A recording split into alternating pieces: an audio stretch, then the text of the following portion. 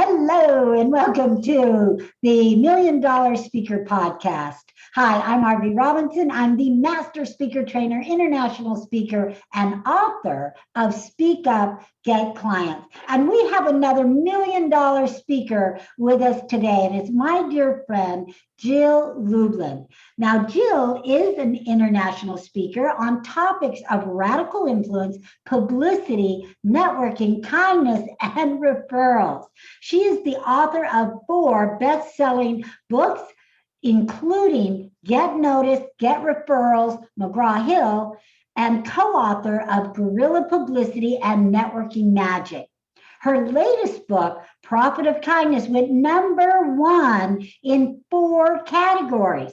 Jill is a master strategist on how to position your business for more profitability and more visibility in the marketplace. She is the CEO of a strategic consulting firm and has over 25 years experience working with over 100,000 people, plus national and international media. Jill teaches a virtual publicity crash course and consults and speaks all over the world. She also helps authors to create book deals with major publishers and agents, as well as obtain foreign rights deals. So let's welcome Jill Lublin. Thank you, Arvee. Great to be here with you. Oh, it's so wonderful to be here. And you truly are a million dollar speaker. You've been speaking all over the world. You've been speaking, for many, many years. So tell our listeners what you think the characteristics of a million dollar speaker are.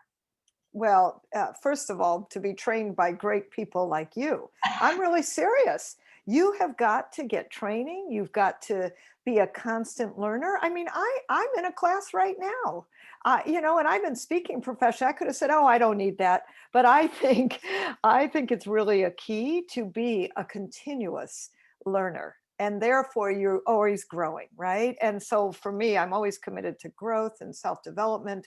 And I think that's a real key to my success is, those 3 dangerous words. I know that. Right. I take them out of my vocabulary. And I think that's really important that you come to yourself, your development as a speaker, always new, looking how can I be better?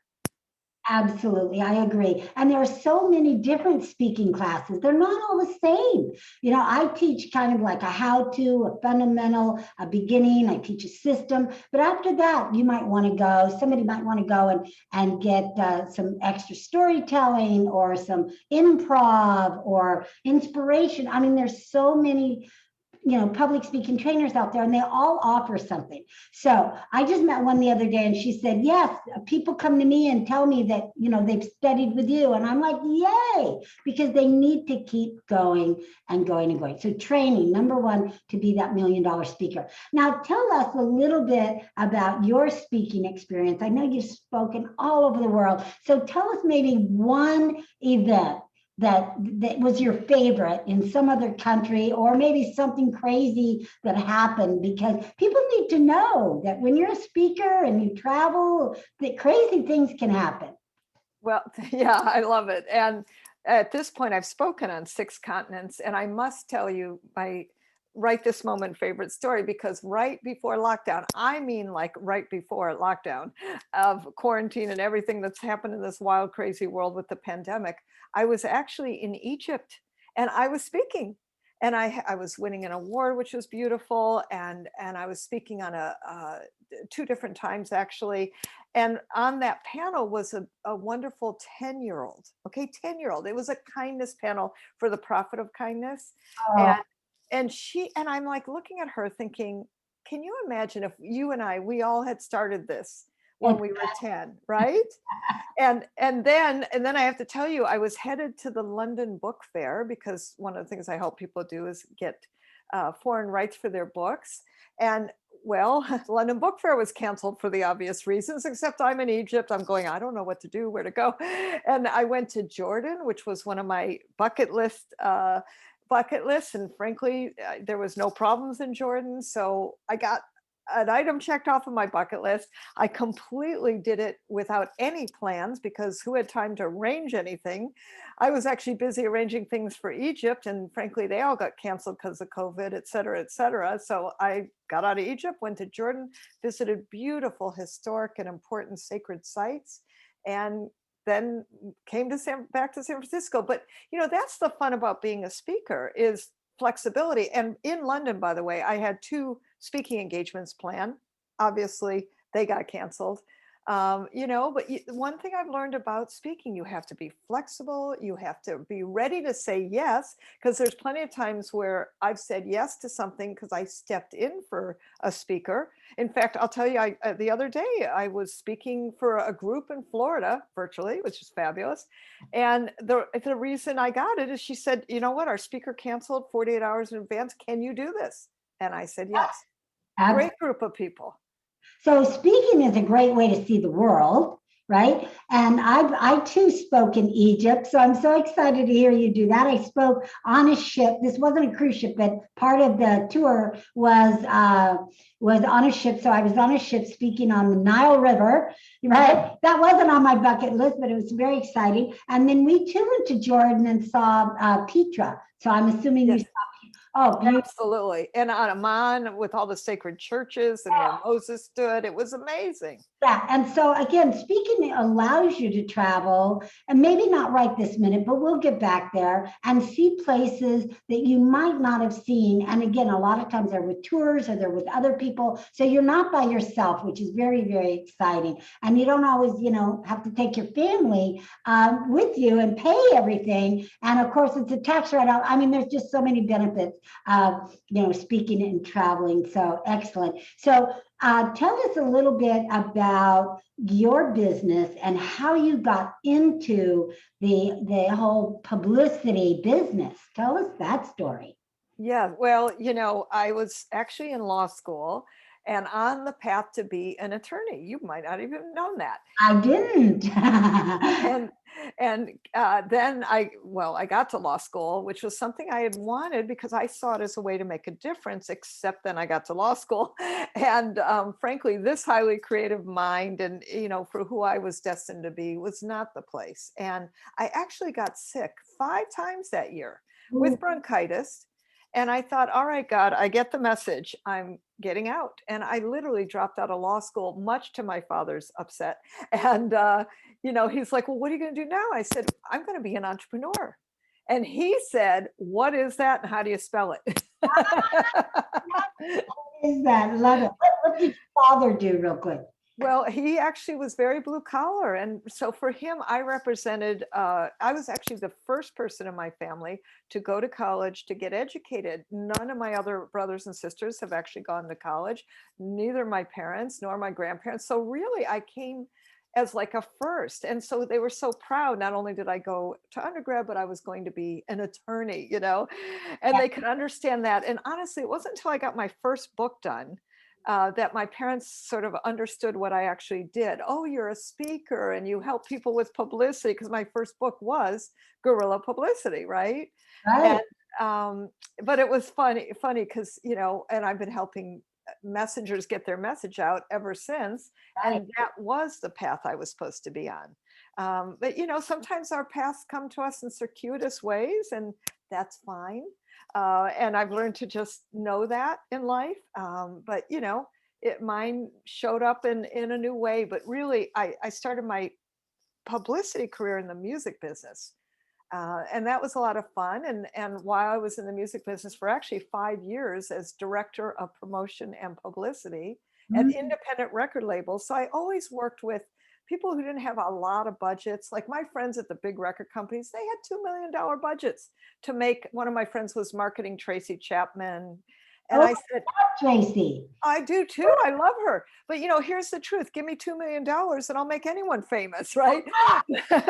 But to get your word out there using guerrilla publicity tactics, using simple, replicatable ways and systems, which I'm also big on in publicity, that makes a world of difference. And so my heart's always been with the entrepreneur. I work a lot with speakers, consultants, authors, coaches, and small business owners. they don't tend to have those big budgets. So we figured out great ways to make them shine and get the word out and get attraction factor back. Excellent. So you have 4 books, right? You're Yes. number 1. And so tell us, how important is it for a $1 million speaker to have their own book, or at least be part of another book? Tell us about, or co-authoring. Tell us, how important is that? So obviously, if I have 4 books, let me just share with you, it's important. It's important. And, truthfully, my first book, Guerrilla Publicity, really launched my career. Nice. And yeah, like with that book, I was able to actually, at that time, I was running a PR agency. I closed the agency. I started my virtual publicity courses.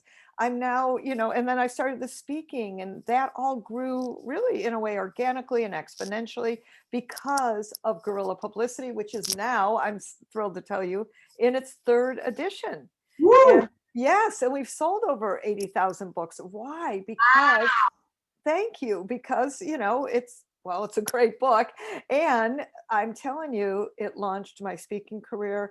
And also, books help you raise your fees, which is great as a speaker, as a consultant, which sometimes speakers are consultant, and we're all kinds of different things, as I think it's a smart thing to be.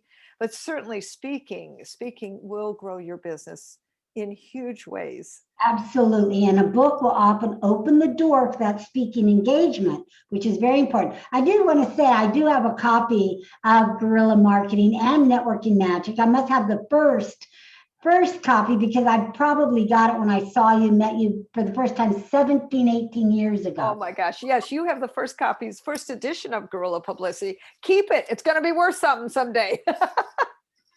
Okay, but I will, next time I see you in person, I want you to sign it. I like signed books, so you have to sign both of them. All right, excellent, very good. So tell us a little bit about, so we have a book, the $1 million speakers have a book. Now, how do they use that book to get those stage engagements? How do they use that book to open up the opportunities for them to speak? So here's the good news.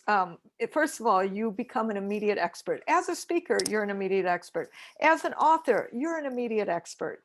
Right. So that's powerful, right? We want that foundation. And so when you mail off your book to a meeting planner, for example, or somebody putting together the speakers for an event, and you will absolutely move to the front of the line because you're an author, because you're a professional speaker who's been trained, and people know that.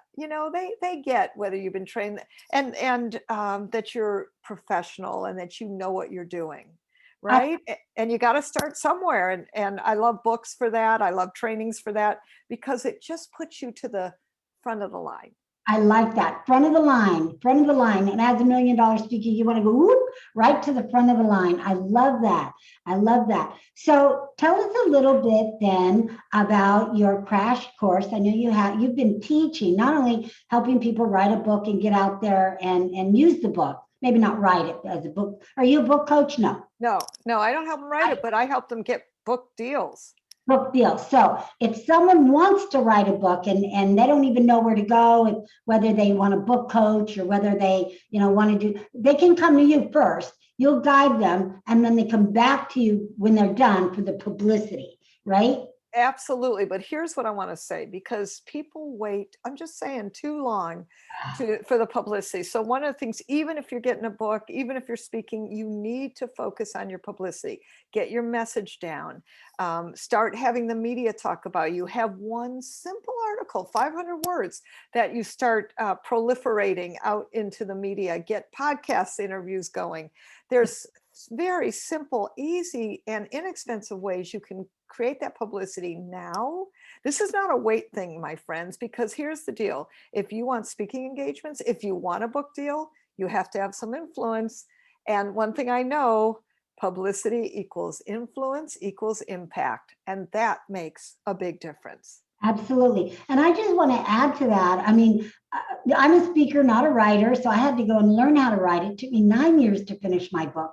Now, I am in 5 different collaborated books, which is a great way to get, to start out and get those speaking engagement. But tell what you think about that, because my feeling is there's nothing like having your own book with only your name on it. Even though I'm in one and it says, Deepak Chopra, and I'm with all these famous people. But tell us what you think, Jill. I mean, what is having your own book better, or is it okay for people in the beginning when they don't have that message down to go ahead and join some of these collaborative efforts? So here's my bottom line on this, because I got 4 of my own books and I'm in for collaborative. Okay, so I understand the value of both. And I'm also big on self-publishing, even though I help people get major traditional agents and publishers. Here's my take on it. Whatever way you can get in the easiest and fastest and you're willing to do, then do that. Yeah. And if it starts with a chapter in a book, because that's the easiest way, go for it. However, in these days, to get a book completed, done, and self-published, especially with all the options available, it's honestly very inexpensive and pretty darn simple, including, by the way, get someone to write it for you. Yes. Yes, yes, a ghostwriter, and frankly, again, there's so many options, so many ways that people can help and get you supported on this journey, that this is not a wait thing, my friends. So whatever you need to do it, and start and get your word out there, get your name out there. And then it's a great excuse, whether you're a chapter or whether it's a full book, to actually do a full-on campaign, publicity campaign, and create a message around that. Not like, ooh, I'm an author, but about what I like to call the problem. And then it creates a whole new way and new opportunity to create that visibility and publicity. That's a beautiful thing. It's a beautiful thing. And don't wait. I hear your message. What you're saying to everybody is don't wait. Don't put it off another minute, another day, another year. As a matter of fact, Les Brown, and you know this, Jill, just finished his book that took him 20 years to write. Now, obviously, he put it on the shelf. And then when this whole pandemic and COVID happened, guess what? He got a little, ignited and back in the gear to finish that book, and he finished it. Yay. So don't let that happen to you. Don't take 9 years like it took me. Just make a decision, carve out the time, and get it done. And you will feel so good, and so many doors will open up for you. Now, Jill, tell us a little bit about the ooh, ah factor. Oh, I love the ooh, ah factor, because what this is about is creating that visibility that gets you publicity. And that is related to using everything you've got. Okay. So, if you're Christian, go to Christian media. If you're Hispanic, go to Hispanic media. If you're Black, it's, Black History Month right now. So whatever it is, whatever you can use everything you've got. And that often relates to your ooh, ah factor. I love that. And I learned that in your workshop, which I want to talk about next, because our time is almost up for today. And it's been such a pleasure and so much fun that I will have you back on the show. But tell us a little bit about that publicity course, because I've been to it. It's fabulous. And I know that you can, you've got them going on right now. So tell everybody a little bit about that and how they can go and join you. Absolutely. So listen, here's the thing. I wanted to create a simple, easy way that all entrepreneurs, speakers, and all of you listening can actually get your publicity done. So I put together a virtual publicity course. You don't have to go anywhere. It's really simple. And in the course, we actually do that 30, 60, 90-day system. We're rolling up our sleeves and getting the focused support done for what you need for the press. So no nonsense, highly get it done kind of course. And we're going to give you the right way to get guerrilla publicity out and your message out to the world. How do they do that? If they wanted to join and sign up for it, how would they go about that? Sure. Go to publicitycrashcourse.com. And because you're listening to this, and Arvee, please put in the code Stay Visible, all lowercase, and you are going to get amazing, literally pandemic pricing. So please come on in and join me.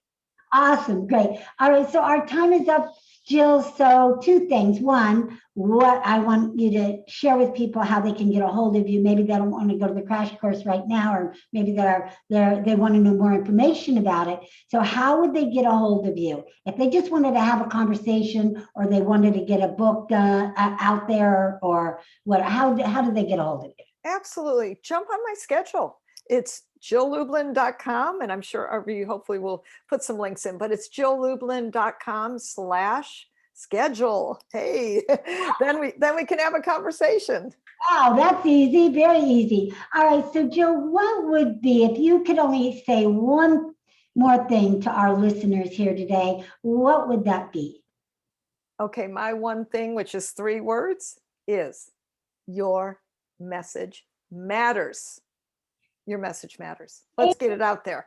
Amen. I have a speech like that. Your message matters. It does matter. It does matter. And so Jill will help you to get that message out to the world. So Jill, thank you so much for being on the show. You truly are a $1 million speaker and a $1 million friend to me.